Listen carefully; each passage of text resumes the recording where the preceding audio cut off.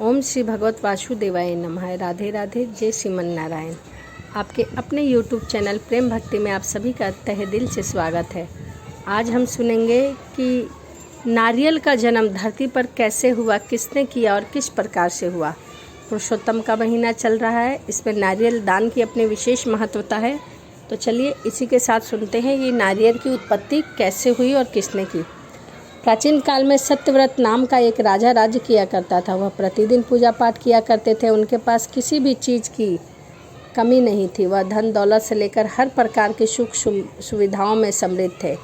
इसके बावजूद भी राजा की एक अभिलाषा थी जिसे वह पुण्य की चाह रखते थे। दरअसल राजा सत्यव्रत को किसी प्रकार से स्वर्गलोक जाने की इच्छा थी। वह अपने जीवन में कम से कम एक बार स्वर्गलोक के सौंदर्य को अवश्य देखना चाहते थे, लेकिन उन्हें इसका मार्ग नहीं मिल पा रहा था। इधर दूसरी तरफ ऋषि विश्वामित्र अपनी तपस्या के लिए घर से बाहर निकले। चलते चलते वह अपनी कुटिया से काफ़ी आगे पहुंच गए थे। काफ़ी समय बीत गए लेकिन वह घर वापस नहीं लौटे। इस कारण उनका परिवार भूख और प्यास से तड़प रहा था।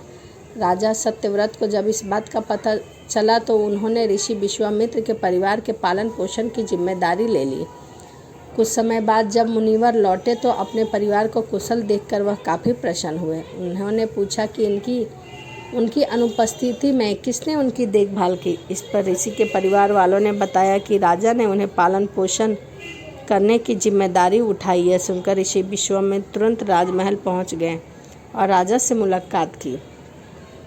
वहां पहुंचकर उन्होंने सबसे पहले महाराज को धन्यवाद किया। इस पर राजा ने ऋषि अपनी इच्छा पूर्ण होने का आशीर्वाद मांगा। राजा की बात सुनकर ऋषि विश्वामित्र ने कहा, बोलिए महाराज, आपको मैं क्या वरदान दूं। तब महाराज ने कहा, हे मुनि, मुझे बस एक बार स्वर्गलोक के दर्शन करने हैं।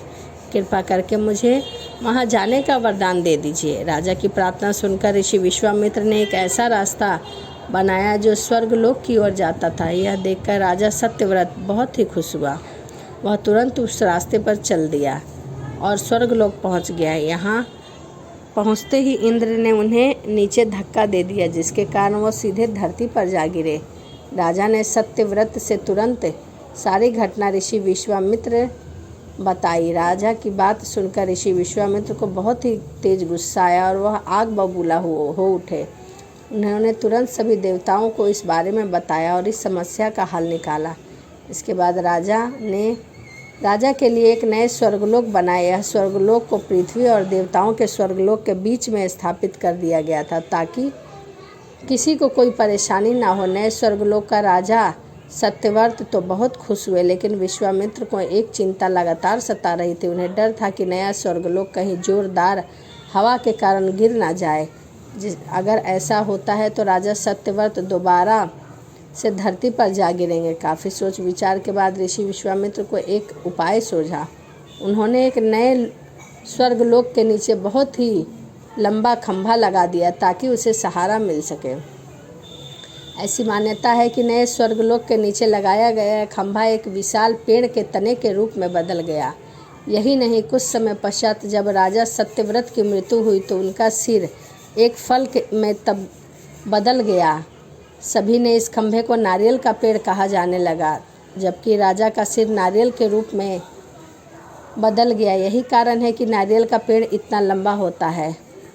तो इस कहानी से हमें क्या सीख मिलती है? इस कहानी से हमें यह सीख मिलती है कि अगर सच्चे मन से किसी की मदद करनी हो तो वह ख्वाहिश अवश्य पूरी हो सकती है। जैसे विश्वामित्र ने राजा सत्यव्रत किया तो इस प्रकार धरती पर नारियल का जन्म हुआ, जो कि विश्वामित्र जी के द्वारा हुआ। और जो नारियल है वह सत्यव्रत का सिर है, जो भगवान को, सभी भगवानों को लगभग समर्पित होता है, क्योंकि नारियल को पानी, फल और शुभ माना गया है।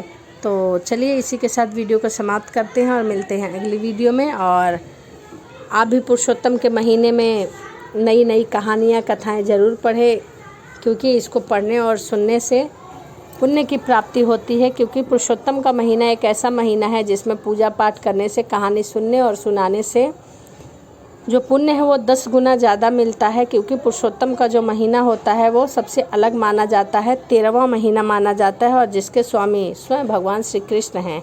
तो चलिए इसी के साथ वीडियो को समाप्त करते हैं और मिलते हैं अगली वीडियो में। राधे राधे, जय श्रीमन नारायण, हरे कृष्णा।